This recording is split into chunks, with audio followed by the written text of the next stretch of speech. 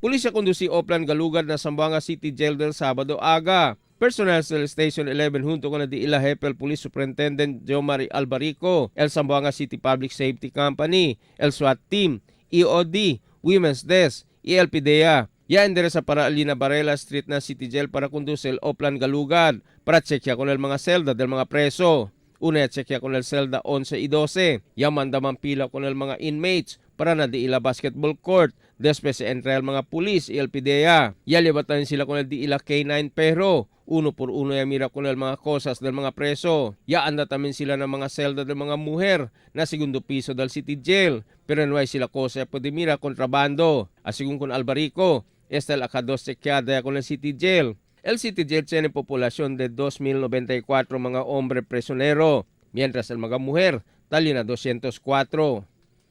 Emil Tuban, Dateline Zamboanga.